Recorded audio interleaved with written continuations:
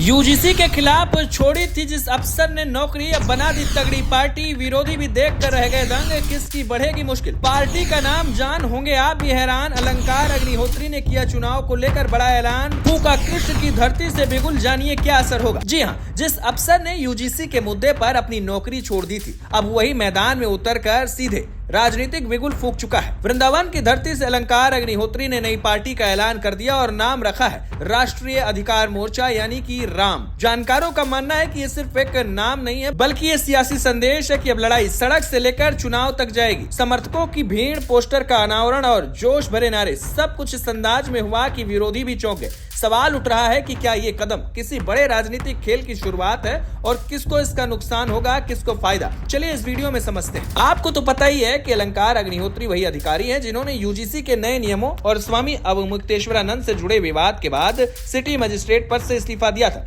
उस समय उन्होंने कहा था कि सिस्टम अब उनका नहीं रहा और वो मूल अधिकारों की लड़ाई बाहर से लड़ेंगे। अब उन्होंने उसी बात को आगे बढ़ाते हुए राष्ट्रीय अधिकार मोर्चा की घोषणा कर दी। वृंदावन से ऐलान करना भी प्रतीकात्मक माना जा रहा है, क्योंकि उन्होंने पार्टी के झंडे में भगवान कृष्ण की बांसुरी और भगवान राम का धनुष दिखाकर साफ कर दिया कि वो इसे सनातन और अधिकार की लड़ाई के रूप में पेश करना चाहते हैं। प्रेस वार्ता में अलंकार अग्निहोत्री ने खुलकर कहा कि सरकारी व्यवस्थाओं ने मूल अधिकारों का हनन किया है और उसी के खिलाफ ये मोर्चा खड़ा किया गया है। उन्होंने केंद्र सरकार पर आरोप लगाया कि यूजीसी नियमों के जरिए समाज को बांटने की कोशिश हो रही है। जनरल, एससी, एसटी और ओबीसी को आपस में लड़ाया जा रहा है। उनके शब्द में ये सोची समझी साजिश है। उन्होंने यहाँ तक कह दिया कि अब ये सरकार उनकी नहीं रही और इसी वजह से उन्होंने नौकरी छोड़ दी। यह बयान सीधे राजनीतिक टकराव का संकेत देता है। अब सवाल ये है कि इस नई पार्टी का असर कहाँ पड़ेगा। क्या ये सिर्फ प्रतीकात्मक विरोध है या आने वाले चुनाव में समीकरण बदलने की तैयारी। यूपी की राजनीति पहले ही जातीय और सामाजिक समीकरणों के दौर से गुजर रही है। यूजीसी विवाद ने माहौल गर्म कर रखा है। ऐसे में एक पूर्व अधिकारी का मैदान में उतरना और अधिकार के नाम पर पार्टी बनाना